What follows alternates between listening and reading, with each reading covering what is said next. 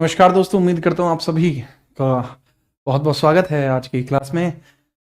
जितने बच्चे क्लास में आए हैं आप सभी का ताबड़तोड़ भौकाल इधर से उधर कर देने वाली क्लास में स्वागत है। तो यूट्यूब में इतना बिजी हो जाते हैं कि आप हम लोगों को भूल जाते हैं, ऐसा कमल किशोर आज़ाद का कहना है। बिल्कुल नहीं आज़ाद, आप मेरी नैतिक जिम्मेदारी हैं और जो छात्र यूट्यूब पर पढ़ रहे होते हैं वो भी मेरी नैतिक जिम्मेदारी है।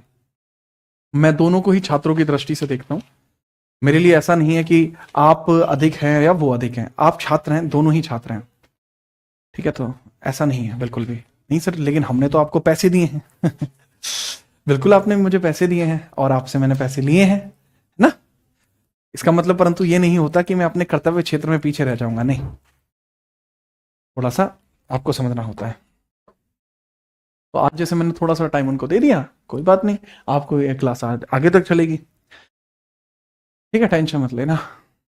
अब ये सोचो, मैं उनके लिए अगर इतना कर सकता हूं तो तुम्हारे लिए कितना कितना कर सकता हूं।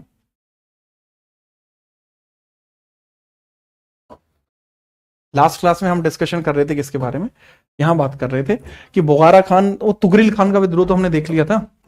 बंगाल का विद्रोह था ये, एक्सपीडिशन टू बंगाल, तुगरिल खान का था। ठीक है। राहुल कह रहा है आलिए रे आलिए, भगवत चाहिए। नमस्ते नमस्ते भाई। नमस्ते सरपंच साहब, नमस्ते भाई, थैंक यू। आगे हम बात करते हैं, बढ़ाते हैं मैटर को आगे। तो देखो ना, यह प्रिंस मोहम्मद खान और बुगारा खान इसके बेटे हैं, किसके? Son of Balban. यहीं पर हम चल रहे थे, यहां तक कोई दिक्कत तो नहीं है? ठीक है, बहुत बढ़िया वत्सल। आगे बात करते हैं, हेडिंग डाल लीजिए। पुट द हेडिंग, हेडिंग डाल लीजिए। तो हेडिंग डालते हैं भाई जी, तगड़े लेवल पर हेडिंग डालते हैं कि हमें पता लगता है कि भारत में मंगोलों का दूसरा आक्रमण होता है 1287 भारत में मंगोलों का द्वितीय आक्रमण, मंगोलों का सेकंड अटैक देखने को मिलता है, द्वितीय आक्रमण देखने को मिलता है। पहला कब हुआ था आप बताएंगे मुझे, पहला कब हुआ था ये आप बताएंगे, पहला कब हुआ था ये आप बताएंगे। जो द्वितीय अटैक देखने को मिलता है ये कहां देखने को मिलता है और कब देखने को मिलता है? सर ईयर है 1287, ईयर है 1287, 1287 वर्ष है 1287। तो आक्रमण होता है at the rate Punjab, Punjab पर अटैक हुआ, पंजाब पर अटैक हुआ था। कहां अटैक हुआ? पंजाब पर। तो इस विद्रोह को दबाने के लिए, इस विद्रोह को दबाने के लिए किसको भेजा जाता है? सर इस विद्रोह को दबाने के लिए प्रिंस मोहम्मद खान को भेजा जाता है। ठीक है, राम राम भाई सौरभ। पहला कब हुआ था? 1241 में हुआ था, आपको याद होगा, 1241 एडी में हुआ। Very good. अब 1287 में हुआ पंजाब पर विद्रोह दबाने के लिए प्रिंस मोहम्मद खान को भेजा गया, विद्रोह दबाने के लिए प्रिंस मोहम्मद खान को भेजा गया, प्रिंस मोहम्मद खान को भेजा गया। मोहम्मद खान गया, कौन जाता है जी? प्रिंस मोहम्मद खान यहां पर जाता है इस पूरे विद्रोह को दबाने के लिए। ठीक है सर जी। लेकिन जब ये प्रिंस मोहम्मद खान यहां पर पहुंचा, जब ये प्रिंस मोहम्मद खान यहां पर गया, तो हमें पता लगता है कि सिर्फ विद्रोह को दबाने में उसकी डेथ हो गई, killed by Mongols. Prince Mohammad Khan की हत्या कर दी जाती है। ठीक है, prince Mohammad Khan killed by Mongols, Mohammad Khan killed by Mongols, killed by Mongols. यार ये बलबन के लिए बहुत बड़ा सेटबैक था, बलबन के लिए बहुत बड़ा सेटबैक था। बंगाल जो बलबन है वो ऐसा नहीं चाहता था मंगोल्स, क्योंकि उसका सबसे प्रिय बेटा था वो। लिख लीजिए, मंगोलों द्वारा प्रिंस मोहम्मद की हत्या, प्रिंस मोहम्मद की हत्या, प्रिंस मोहम्मद मंगोलों द्वारा मारा गया, मंगोलों द्वारा मारा गया, मंगोलों द्वारा मारा गया। भाई मंगोलों के द्वारा वो मार दिया गया। विकट परेशानी आ गई, विकट समस्या आ गई, ऐसा नहीं होना चाहिए। तो यहां बलबन सहायता के लिए अपने छोटे पुत्र बुगारा के पास जाता है, लेकिन बुगारा मना कर देता है। बुगारा कहां पे था? बलबन सहायता के लिए, बलबन सहायता के लिए बुगारा खान को पत्र भिजवाता है, बुगारा को पत्र भिजवाता है, बुगारा को पत्र भिजवाता है, पत्र भिजवाता है। अब ये है कौन बुगारा? इसी का लड़का है, इसी का बेटा है, इसी का बेटा है। और रहता कहां पे है सर जी? रहता है बंगाल में, बंगाल का शासक है, बंगाल का शासक है, बंगाल का शासक है भाई जी। कहां का शासक है? बंगाल का शासक है बुगारा।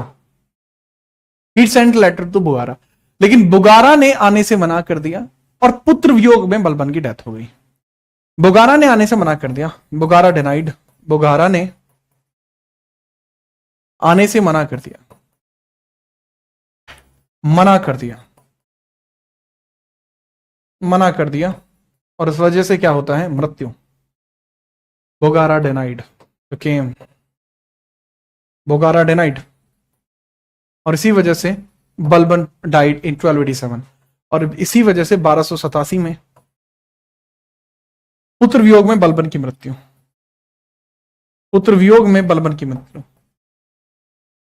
बलबन की मृत्यु, बलबन की मृत्यु हो जाती है। That's why Balban died in memory of son. That's why Balban died इन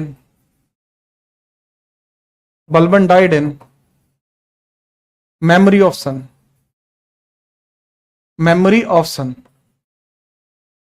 तो इतना महान शासक अपने बच्चे की याद में मारा गया, नोट करिए।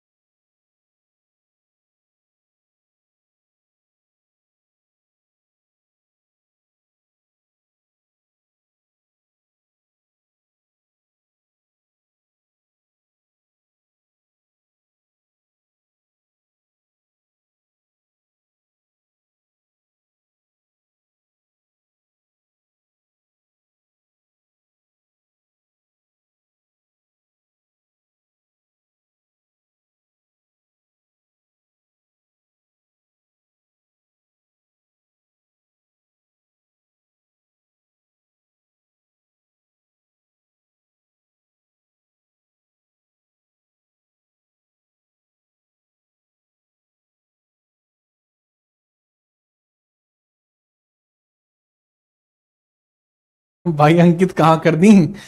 अंकित हमारे क्लास में है। सर मैं एक ऑफलाइन कोचिंग करता हूं या कराते हैं आप? करते हैं आप ऑफलाइन या कराते हैं? ये पता नहीं लग रहा। थैंक यू, वैसे आपका बहुत बहुत आभार, मैं आपका आभार व्यक्त करता हूं। अब आगे आप लिख लो अंकित भाई। यहां पे बलबंत तो मारा गया, अब इसका उत्तराधिकारी कौन बनेगा? सर इसका उत्तराधिकारी बनता है इसका पोता, प्रिंस मोहम्मद का लड़का कैकुबाद। तो इसका उत्तराधिकारी कौन बनता? उत्तराधिकारी कौन बना? उत्तराधिकारी, उत्तराधिकारी कौन हुआ? सक्सेसर कौन बना? लिखने का तरीका यह होता है, यहां बलबन था, बलबन मारा गया। यहां कौन था सर? यहां बलबन था, बलबन, बलबन था जी, और बलबन मारा गया। Balban got killed. बलबन की हत्या कब हुई? 1287 में बलबन मारा गया, 1287, 1287 में डेथ, मृत्यु एक दिन सबको आनी है, बलबन को आ गई। इसका उत्तराधिकारी बनता है प्रिंस मोहम्मद का लड़का जिसका नाम है कैकुबाद। उत्तराधिकारी कौन बनता है सर इसका? कैकुबाद।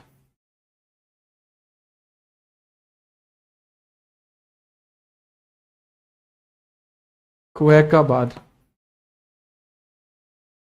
बाद आपको देखने को मिलता है, क्वेकाबाद आपको देखने को मिलता है, जैसे कैकुबाद भी बोलते हैं। ठीक है, याद रखना। ठीक है, तो कैकुबाद आपको देखने को मिलता है। फिर बाद में हमें पता लगा कैकुबाद का कार्यकाल बहुत ज्यादा लंबा नहीं है, 87 से 89 तक रहा है, मात्र 2 साल। इस बीच में इसको मलिक फिरोज के द्वारा मार दिया जाएगा। इस बीच में इसको मलिक फिरोज के द्वारा मार दिया जाएगा। कौन मार देगा इसको? इतने बीच में मलिक फिरोज इसको मार देगा। लिखते हैं इसके द्वारा किए जाने वाले प्रमुख कार्य, प्रमुख कार्य या इंपॉर्टेंट वर्क्स, इसके द्वारा इतने समय में किए जाने वाले इंपॉर्टेंट वर्क्स। बात करते हैं इंपॉर्टेंट वर्क्स के बारे में। सर इसने किलोखरी महल बनवाया था। अच्छा बलबन ने क्या कोई काम करा है? सर बलबन के वर्क बताऊं, बलबन के वर्क्स देखना सर। सर बलबन के वर्क्स है कि बलबन ने एक लाल महल बनवाया था दिल्ली में, लाल महल बनवाया। कहां बनवाया था? दिल्ली में। इसने एक रेड पैलेस बनवाया था, red fort is different, red palace बनवाया था। क्या बनवाया था? Red palace at Delhi, red palace at Delhi, red palace at Delhi इसने बनवाया था। तो इसकी इंपोर्टेंट वर्क्स की बात करते हैं, इंपोर्टेंट कार्यों की बात करते हैं, इंपोर्टेंट वर्क्स या इंपोर्टेंट कार्यों की बात करते हैं। तो भाई इसकी इंपोर्टेंट वर्क्स या इंपोर्टेंट कार्य देख लेते हैं। बताइए सर, इंपोर्टेंट वर्क्स की बात करते हैं। तो भाई इंपोर्टेंट वर्क्स हैं, इसने किलोखरी महल को बनवाया, किलोखरी महल का निर्माण, किलोखरी महल का निर्माण, किलोखरी महल का निर्माण,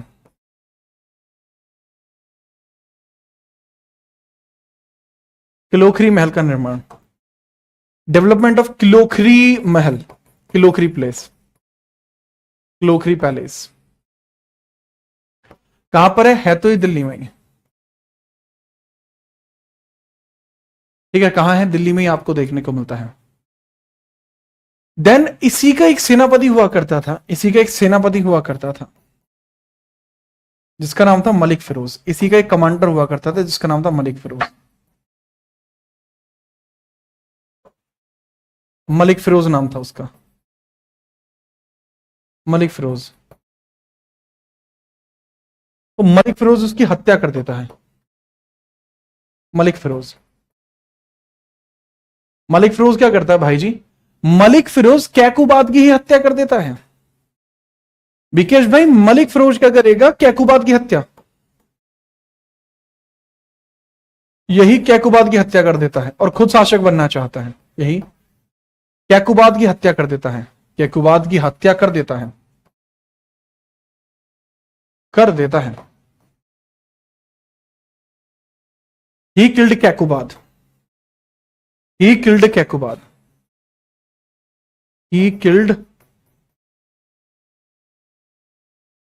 क्वैकाबाद, क्वैकाबाद की हत्या उसने कर दी, क्वैकाबाद की हत्या उसने कर दी, क्वैकाबाद की हत्या उसके द्वारा कर दी जाती है।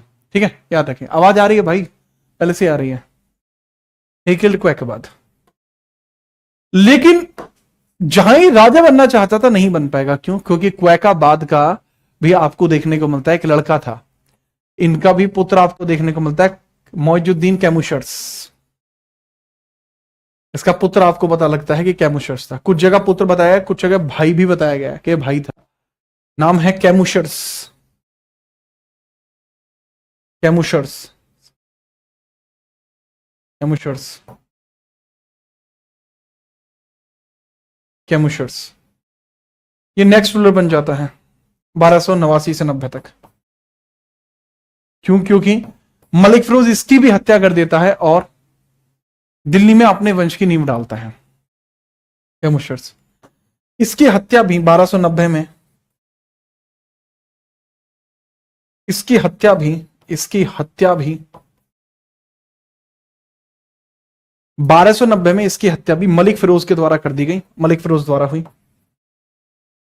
मलिक फिरोज द्वारा कर दी गई,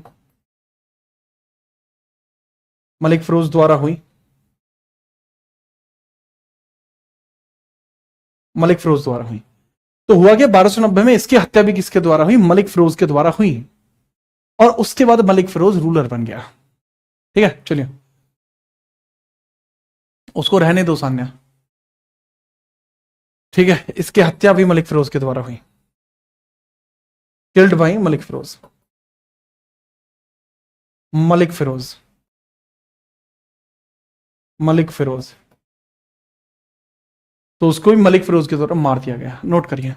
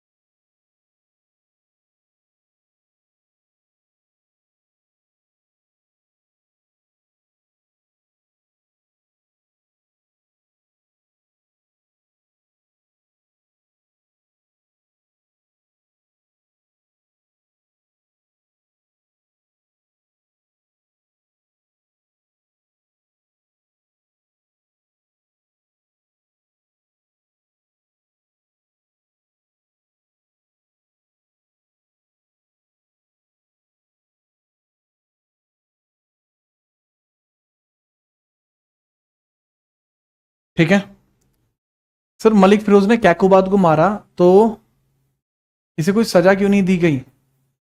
कमाशन ने, अच्छा कैमुशर्स ने, ये एक माइनर रूलर था, मतलब ये छोटा था, 18 साल से कम का था, माइनर रूलर था, ये माइनर रूलर है, ये माइनर रूलर है, अल्पवयस्क रूलर है, ये माइनर रूलर आपका देखने को मिलता है, माइनर रूलर। माइनर रूलर कैसे होते हैं? अल्पवयस्क, उम्र नहीं थी इसकी, बच्चा था ये। तो यहीं पर जो मलिक फिरोज है, यही यहां पर गद्दी पर बैठेगा। और मलिक फिरोज कौन है?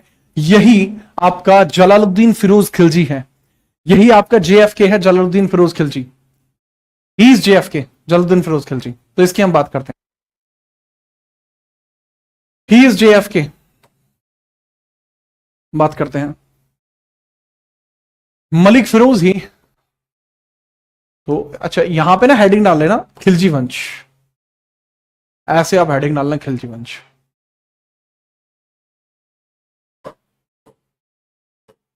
खिलजी डायनेस्टी, खिलजी डायनेस्टी,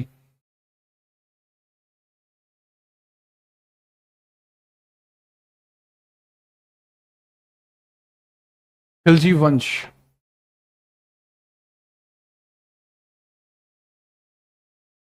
खिलजी वंश की हम बात करते हैं।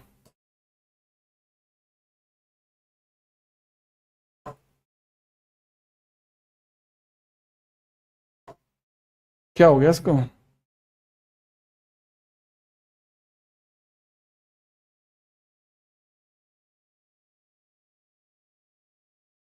कुछ तो हुआ रे।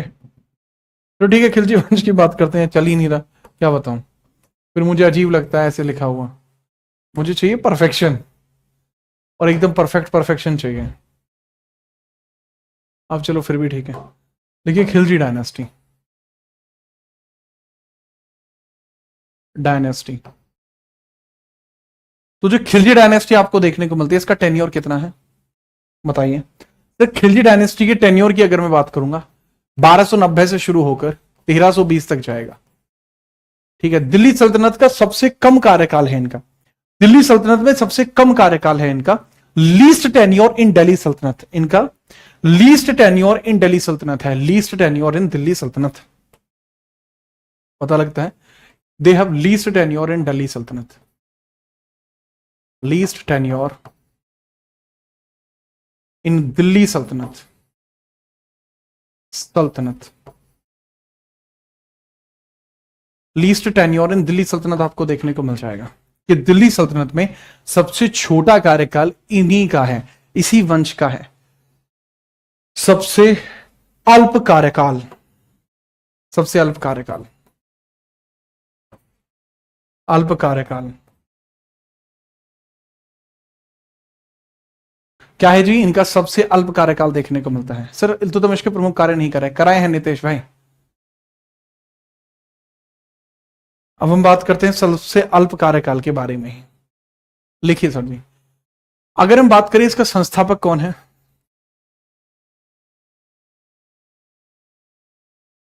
संस्थापक का मतलब क्या हुआ? फाउंडर कौन है? फाउंडर, फाउंडर कौन है? फाउंडर कौन है? फाउंडर, सर जी फाउंडर जो आपको देखने को मिलता है, ठीक है चलिए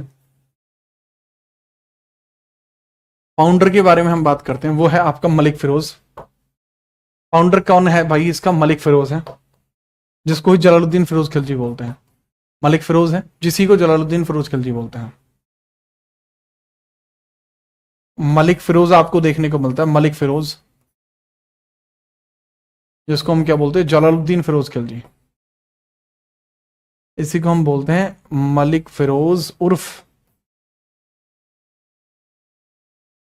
जलालुद्दीन फिरोज खिलजी, उर्फ जलालुद्दीन फिरोज खिलजी, जलालुद्दीन, जलालुद्दीन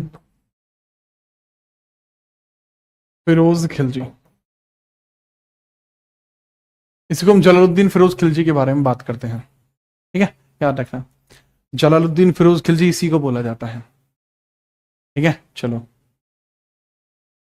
तो बात करते हैं सर जी जलालुद्दीन फिरोज खिलजी। आपने बता तो दिया, हाँ जी भाई बता तो मैंने दिया, इसके बारे में बात भी कर लीजिए। बताइए सर जी।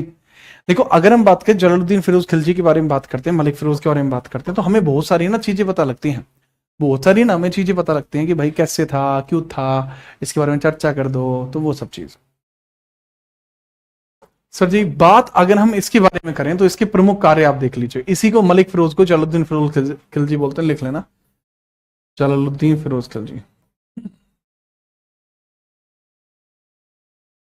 फिरोज खिलजी की बात कर रहे हैं। पहली बात, इसका कार्यकाल कितना था? 90 से लेकर 96 तक, छोटा ही कार्यकाल इसका है। ठीक है, इसका कार्यकाल छोटा है, ज्यादा बड़ा कार्यकाल नहीं है। 1290 से लेकर 96 तक का कार्यकाल है। 1290 से लेकर 96 तक का कार्यकाल है इसका। ठीक है, चलो ओके, चलिए। विकेश, आप क्या चाहते हो फिर? इसको क्लास को मैं कमेंट क्लास बना दूं, खाली कमेंट कमेंट पढ़ूं? सर, लाइव क्लास लेने का क्या फायदा अगर कमेंट ही ना पढ़ो? अगर आपका कोई भी ऐसा पॉइंट है जिसके अंदर आप पूछ रहे हो मैथ की क्लास कब स्टार्ट होंगी, क्या ये टॉपिक रिलेटेड है लल्ला? नहीं है ना विकेश भाई? तो विकेश भाई, अगर टॉपिक से रिलेटेड होता तो मैं आपकी कमेंट जरूर लेता। अब आपकी वजह से तकरीबन 1.5 मिनट खराब हुई है बाकी बच्चों की। मेरी नजरों में आप ऑफिसर्स हैं, आप ऑफिसर्स की भांति ही रिएक्ट करें। ठीक है, चलिए आगे बढ़ते हैं। यहां पर आपको पता लगेगा जलालुद्दीन फिरोज खिलजी के बाद कि इसके प्रमुख कार्य क्या क्या है। तो सबसे पहले ये आदमी जो बहुत मजबूत शासकों में से एक है, तो पूछा जाएगा इसका जो राज्याभिषेक है वो कहां हुआ है। सर, इसका राज्याभिषेक जो होता है, ठीक है, राज्याभिषेक होता है सर किलोखरी के अंदर। किलोखरी के अंदर हम बात करते हैं, राज्याभिषेक इसका कहां होता है? किलोखरी के अंदर। तो याद रखना, राज्याभिषेक, कोरोनेशन। तो उसका कोरोनेशन आपको कहां देखने को मिला? कोरोनेशन यानी राज्याभिषेक, राज्याभिषेक, राज्याभिषेक, राज्याभिषेक आपको देखने को मिलता है कहां पर भला? फिर राज्याभिषेक हमें बड़े स्पष्ट जगह देखने को मिलता है जिसको हम बोलते हैं किलोखरी महल। राज्याभिषेक है सर इसका किलोखरी महल में। किलोखरी महल में आपको देखने को मिलता है, किलोखरी महल। हाँ, किलोखरी महल में देखने को मिलता है, किलोखरी महल, किलोखरी महल, किलोखरी पैलेस। तो किलोखरी पैलेस में इसका निर्माण आपको देखने को मिल जाएगा, किलोखरी पैलेस में इसका निर्माण आपको देखने को मिल जाएगा। अच्छा, ठीक है। दूसरा, अगर हम बात करें, ये जो आदमी है इसका एक भतीजा भी है, इसका एक भतीजा भी है। तो ये अपने भतीजे को एक जगह भेजेगा, उसको थोड़ा सा लिखिएगा आप। इसका एक भतीजा है जिसका नाम है अली गुरशास्प। ये अली गुरशास्प को 1292 में, अली गुरशास्प को 1292 में मालवा अटैक पर भेजेगा, मालवा अटैक पर भेजेगा जहां मंगोलों से उसको लड़ाएगा। ये दिल्ली में ही देखने को मिलता है, दिल्ली में ही देखने को मिलता है। भतीजे अली गुरशास्प को, भतीजे अली गुरशास्प जो अलाउद्दीन खिलजी बनेगा, भतीजे अली गुरशास्प को, गुरशास्प को, गुरशास्प को, गुरशास्प को एक जगह भेजेगा, अटैक के लिए भेज रहा है। अली गुरशास्प को कहां भेज रहा है? अटैक के लिए। अली गुरशास्प को कहां भेज रहा है? अटैक करने के लिए भेज रहा है। मालवा पर मंगोलों के खिलाफ अटैक के लिए भेजता है। ठीक है, चलिए। मालवा पर मंगोलों के खिलाफ अटैक के लिए भेज रहा है, मंगोलों के खिलाफ आक्रमण के लिए भेज रहा है, के लिए भेजता है।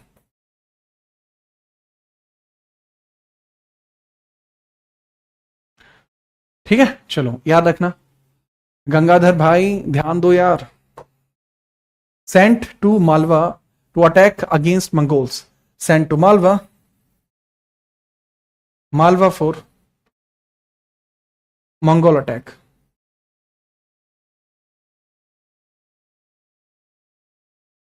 ठीक है, मंगोल अटैक के लिए भेजा। तो हमें यहीं पर यह पता लगता है, हमें यहीं पर यह पता लगता है कि जब जब इसने मालवा पर भेजा तो अली गुरशास्प बहुत तगड़ा परफॉर्म करता है। ठीक है, तो ये बहुत मजबूत यहां पे परफॉर्म कर रहा होता है। वो परफॉर्म देखिए किस तरीके से इसने यहां पर परफॉर्म किया है। वो परफॉर्म इसने किस प्रकार से किया उसके बारे में हम चर्चा करते हैं। सर जी, मालवा पर मंगोल के खिलाफ आक्रमण के लिए भेज तो चलो इसने दिया, वहां पे वो जीत भी आता है, तो वहां पर अली गुरशास्प उर्फ अलाउद्दीन खिलजी के द्वारा मंगोलों को कैद किया गया और उन सबको मुस्लिम बनाया गया। दिल्ली में दिल्ली में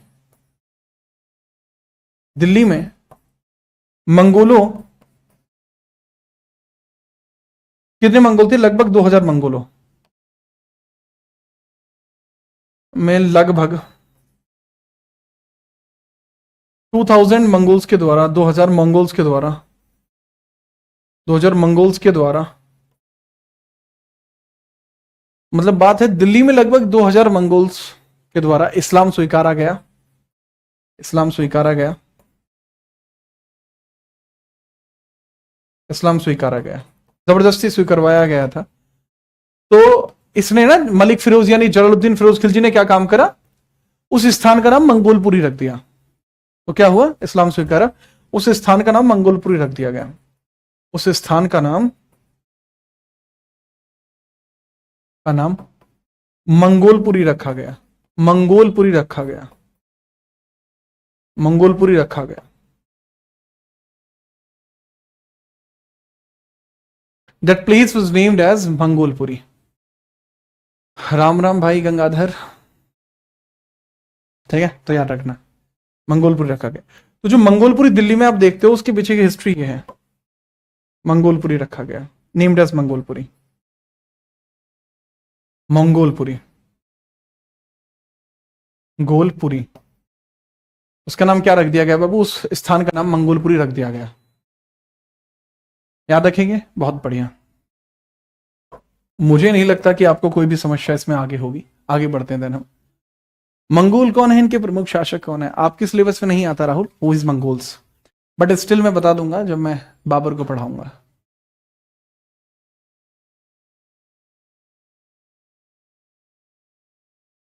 अच्छा, गंधार, ओके। आपका नाम चंद्र प्रकाश गंधार है, क्या बात है, अच्छे बच्चे हैं आप तो मैंने बताया इस प्रकार से मंगोलपुर इसका नाम रखा गया है। अब इसके बाद ये अपनी बेटी की शादी, ये मेहरू निशा की शादी वो किससे कर देता है, अली गुरशास्प से कर देता है। मलिक फिरोज के द्वारा अपने भतीजे का विवाह अपनी बेटी से कराया गया। इसने अपनी पुत्री का विवाह अली गुरशास्प यानी अपने भतीजे से किया। अपनी पुत्री का विवाह, अपनी पुत्री मेहरू निशा का विवाह, मेहरू निशा का विवाह, मेहरू निशा का विवाह किससे कर दिया, अपनी पुत्री मेहरू निशा का विवाह अलाउद्दीन खिलजी से कर दिया। अलाउद्दीन से किया। अलाउद्दीन यानी कि अली गुरशास्प से किया। अली गुरशास्प से किया। अली गुरशास्प यानी अलाउद्दीन से किया। और इसको क्या दिया, इसको देवगिरी नहीं, इसको जो है कड़ा मानिकपुर का सूबेदार बना दिया। और कड़ा मानिकपुरी का सूबेदार बना दिया, इसको क्या किया, कड़ा मानिकपुर का सूबेदार बना दिया। कड़ा मानिकपुर का सूबेदार बनाया, का सूबेदार बनाया, सूबेदार बनाया, कड़ा मानिकपुरी का सूबेदार बना दिया। Make commander of Manikpur, make him commander of Manikpur,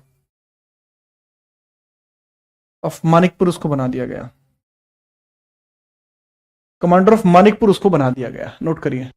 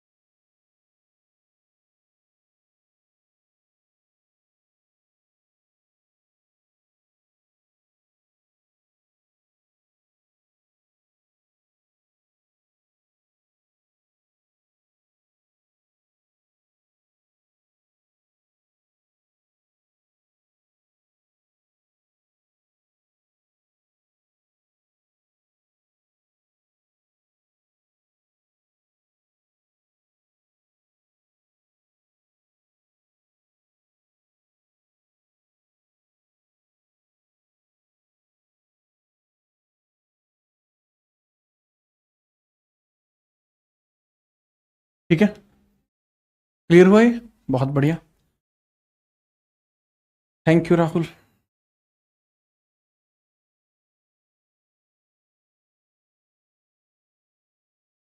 ये वही है जिसका जिक्र पद्मावत में है। हाँ, पद्मावत यार मलिक मोहम्मद जायसी ने लिखी है, मलिक मोहम्मद जायसी ने लिखी है, लेकिन वो बहुत बाद में लिखी गई किताब है। बहुत बाद में कब लिखी गई? बहुत बाद में से मेरा मतलब है कि उसको 1540 और 45 के बीच में लिखा गया है पद्मावत को।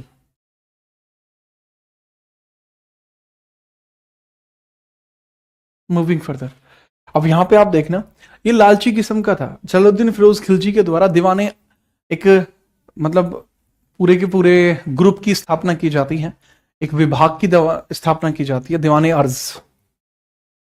इसने एक स्थापना की, दीवाने वकूफ, सॉरी दीवाने वकूफ, मलिक फिरोज या फिर जलालुद्दीन फिरोज खिलजी द्वारा, जलालुद्दीन द्वारा, दीन द्वारा बनाया गया विभाग, बनाया गया विभाग, विभाग ये एक डिपार्टमेंट को बनाता है। Department made by Jalaluddin Firoz Khilji, department by Jalaluddin Firoz Khilji. उसने एक डिपार्टमेंट बनाया था जलालुद्दीन फिरोज खिलजी ने। तो जलालुद्दीन फिरोज खिलजी के द्वारा एक डिपार्टमेंट बनाया गया। तो हम बात करते हैं जलालुद्दीन फिरोज खिलजी के द्वारा जो डिपार्टमेंट बनाया गया वो कौन सा है, बताइए माट साहब। भाई देखो यार, जलालुद्दीन फिरोज खिलजी के द्वारा डिपार्टमेंट बनाया गया दीवाने वकूफ, जो केवल खर्चों को मैनेज करता है। दीवाने वकूफ, वकूफ, वकूफ, दीवान ए वकूफ, वकूफ ये बना दिया गया, इसने दीवाने वकूफ बना दिया। अब भाई दीवाने वकूफ किस बेसिस पर काम करेगा वो हमें देखना होगा। दीवाने वकूफ कैसे काम करता है? सर ये खर्चों को नियंत्रित करता है, सरकार के खर्चों को नियंत्रित करता है, खर्चों को नियंत्रित करता है, खर्चों को नियंत्रित करता है, खर्चों को नियंत्रित करेगा। ठीक है, तो मैनेज या फिर ये करेगा audit of expenses, audit of expense, कि जो भी खर्चे होंगे उनको ऑडिट करेगा। ठीक, क्लियर बात है जी सर, कोई दिक्कत नहीं है। इसके अलावा अब बात आती है 1296 की। इसका जो भतीजा है उसके मंसूबे कुछ ठीक नहीं है। 1296 में इसके भतीजे द्वारा, 1296 में अली गुरशास्प के द्वारा यानी अलाउद्दीन के द्वारा, अलाउद्दीन द्वारा, अलाउद्दीन ने देवगिरी महाराष्ट्र को लूटा, देवगिरी महाराष्ट्र को लूटा, एमएच को लूटा, लूटेड देवगिरी, लूटेड देवगिरी, देवगिरी यानी looted Devagiri, looted Devagiri, looted Devagiri. इसने देवगिरी को लूट लिया, कुछ स्थानों पर देवगिरी इसने लूट मारी अलाउद्दीन ने। ठीक है, जैसे ही देवगिरी को लूटता है तो बहुत कुछ क्लियर हो गया कि ये आदमी बगावत करने के मूड में है। क्योंकि देवगिरी को जब इसने लूटा तो वकूफ एक टैक्स हुआ करता था पहले, खम्स टैक्स, खम्स कर सुल्तान को नहीं भेजा, खम्स कर जलालुद्दीन फिरोज खिलजी को नहीं दिया, को नहीं भेजा। खम्स क्या होता था? लूट का 20% हिस्सा सुल्तान को भेजना पड़ता था। खम्स होता था लूट टैक्स होता था, ये लूट टैक्स होता था खम्स। उसने खम्स को नहीं भेजा भाई, लूट टैक्स था, खम्स उसको नहीं भेजा। अब और दिक्कत हो गई, लूट टैक्स तो भेजना चाहिए, ऐसे कैसे बात बनेगी? बस तो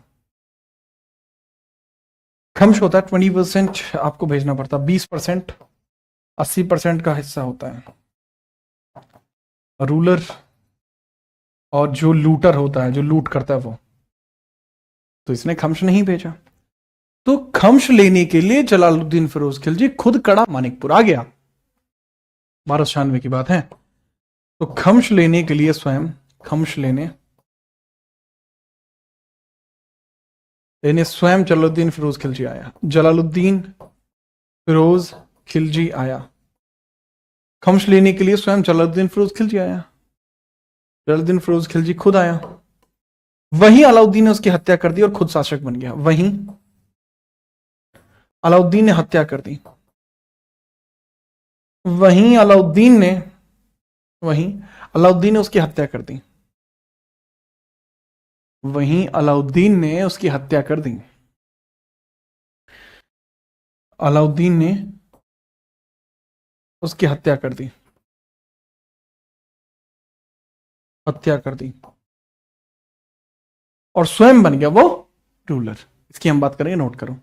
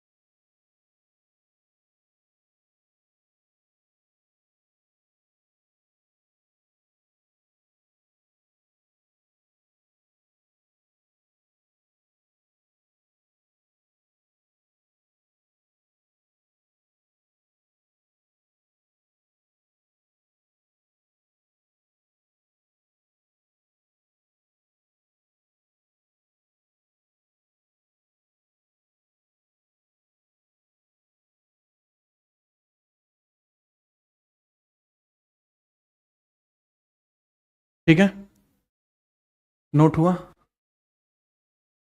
जैसी करनी वैसी भरनी। क्या रे, क्या?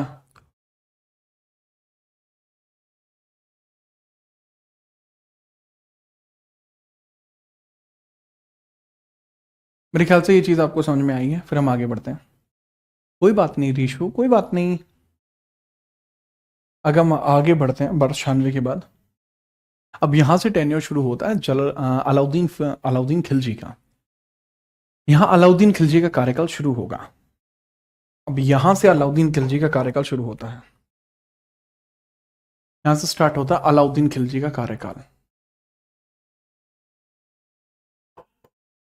अलाउद्दीन खिलजी का कार्यकाल यहां से शुरू हुआ। अलाउद्दीन खिलजी का कार्यकाल यहां से शुरू हुआ भाई जी। ठीक है, चलो अब अलाउद्दीन खिलजी के बारे में बात कर लेते हैं। लिख लेंगे आप वैसे ही, अलाउद्दीन खिलजी। अलाउद्दीन खिलजी। अलाउद्दीन खिलजी की हम बात कर लेंगे। तो सर अलाउद्दीन खिलजी के बारे में अगर हम बात करें, सर जब गुलाम वंश कमजोर था इल्तुतमिश के बाद, तो क्या भारतीय शासक किसी ने उनके साथ युद्ध नहीं किया? सर उनके पास एरिया छोटा था, इसलिए कोई बैटल नहीं लड़ रहा था। हाँ, और चहलगानी थी ना सेशन को संभालने के लिए। अलाउद्दीन खिलजी का टेन्योर कितना है? 1296 से 1316। कई बार पूछा जाता है कि सर इसके उपनाम या उपाधियां क्या हैं, तो इसके उपनाम या उपाधि देखते हैं। उपनाम या उपाधि देखते हैं। इसके उपनाम या उपाधि यानी कि इसके टाइटल्स क्या हैं एंड इसके सब नेम्स क्या हैं।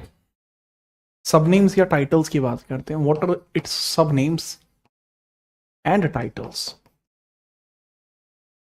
टाइटल्स एंड सब नेम्स की बात करते हैं।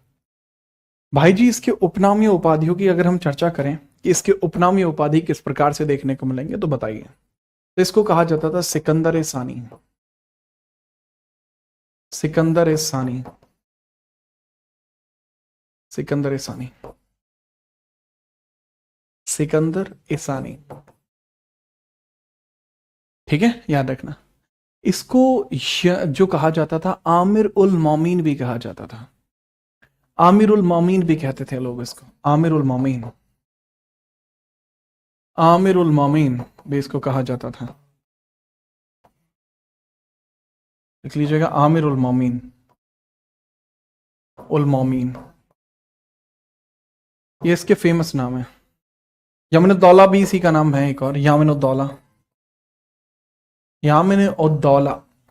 ये गजनी के पास था टाइटल यामिन उद्दौला वाला, लेकिन इसको भी मिल गया था ये यामिनी उद्दौला। उद्दौला जो टाइटल है उसकी बात कर रहे हैं। यामिनी उद्दौला भी इसका टाइटल आपको देखने को मिल जाएगा। पूछा जाता है इसके बारे में जानकारी के स्रोत क्या है, इसके बारे में जानकारी के स्रोत क्या है। जानकारी देखो, किताबें हैं, कई प्रकार के अभिलेख हैं, डिटेल्स क्या, इंफॉर्मेशन कहां से मिलती है। देखो इसके बारे में किताबें भी हैं, इसके बारे में इंफॉर्मेशंस भी हैं, तो there are much much things about this person.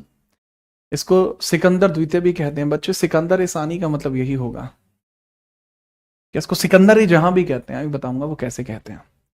इसके बारे में जानकारी प्राप्त होती है, आपको देखने को मिलता है जोधपुर अभिलेख, आपको देखने को मिलता है जोधपुर अभिलेख देखने को मिलता है। अभिलेख आपको देखने को मिलेगा, इंस्क्रिप्शन, जोधपुर इंस्क्रिप्शन आपको देखने को मिलता है। जोधपुर इंस्क्रिप्शन में इसको सिकंदर जहां बताया गया, इसको अल्लाह के तुल्य बताया गया है। इंस्क्रिप्शन में क्या बताया गया है, इसको देवतुल्य बताया गया है। संस्कृत में है ये, पहली बात तो संस्कृत में है, और इसको देवतुल्य कहा गया है। देवतुल्य, देवताओं के समान बताया गया है इसको, देवतुल्य। यानी फर्जी था वैसे, लेकिन इसने क्या अपने वश में या अपने अधीन काफी सारे लोगों को किया हुआ था, तो इसलिए देखने को मिल जाएगा। दूसरा, इसके बारे में बुक्स देखने को मिलती हैं, बुक्स, काफी सारी बुक्स आई हैं। जैसे इसके समय में राइटर्स थे, राइटर्स कौन कौन थे, कौन कौन से थे। जैसे सबसे पहले अमीर खुसरो, अमीर हसन, अमीर खुसरो था, अमीर हसन था, अमीर खुसरो था, अमीर हसन था, अमीर हसन भी देखने को मिले हैं। अमीर खुसरो, अमीर हसन। अमीर खुसरो, खुसरो के द्वारा, खुसरो के द्वारा एक किताब लिखी गई है, ख्वजनाइल फुतूह, ख्वजनाइल फुतूह, ए फुतूह। उसमें कहा गया कि अलाउद्दीन खिलजी सुल्तान ए जहां है, कहा गया कि अलाउद्दीन खिलजी सुल्तान ए जहां है। इसमें कहा जाता है कि अलाउद्दीन खिलजी सुल्तान ए जहां हैं। ख्वज, ख्वजनाइल ए फुतूह, फुतूह, इसमें कहा गया कि अलाउद्दीन खिलजी सुल्तान ए जहां है। ठीक है, चलिए। सर एक कह रहा है, सर सिराजुद्दौला भी टाइटल पढ़ा है मैंने चाइल्डहुड में, ये इसको कहते थे अली गुरशाह पहलल्ला। वो सिराज इसका कभी नाम नहीं रहा, तब तक सिराज नाम का उदय ही नहीं हुआ था। सिराजुद्दौला का मतलब होता है एक ऐसा आदमी जिसने सिराज से शिक्षा प्राप्त करी हो। ईरान का एक शहर है सिराज, वहां से शिक्षा प्राप्त करने वाला सिराज उद दौला कहलाता था, और सिराज का उदय तब तक हुआ नहीं था। ख्वजनाइल फुतूह आपको देखने को मिलता है, ख्वजनाइल फुतूह के अंदर आपको देखने को मिलता है सिकंदर ए जहां का टाइटल, एक टाइटल देखने को मिलता है जिसको हम बोलते हैं सिकंदर ए जहां, यानी the king of the world देखने को मिलता है। नोट करो।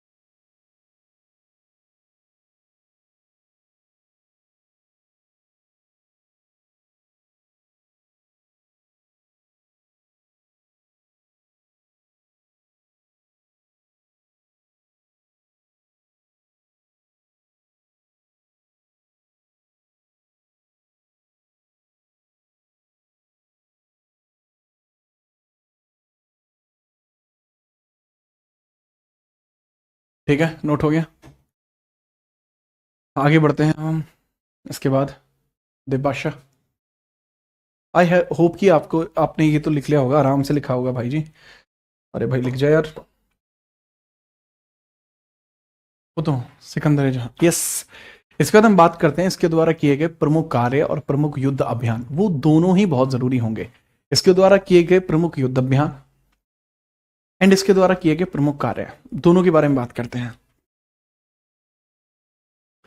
इसके द्वारा किए गए प्रमुख युद्ध अभियान और प्रमुख कार्य दोनों ही जरूरी हैं। हेडिंग डाल लीजिए, इसके द्वारा किए गए प्रमुख युद्ध अभियान, इसके द्वारा किए गए प्रमुख युद्ध अभियान, इसके द्वारा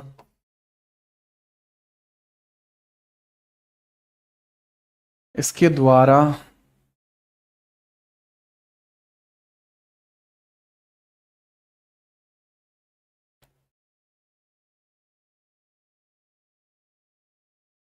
जो भी इसके प्रमुख कार्य हैं उसकी हम बात करेंगे, प्रमुख कार्य, ठीक है। और प्रमुख युद्ध अभियानों की भी बात करेंगे। सर आमिर हसन की कोई बुक नहीं है यार, आमिर हसन कोई बुक नहीं लिख पाया, राइट, उसने कोई बड़ी बुक नहीं लिखी जो फेमस हो। प्रमुख युद्ध भी इसको हमें देखने पड़ेंगे, प्रमुख युद्ध, आक्रमण या युद्ध, आक्रमण वगैरह भी हम देखेंगे।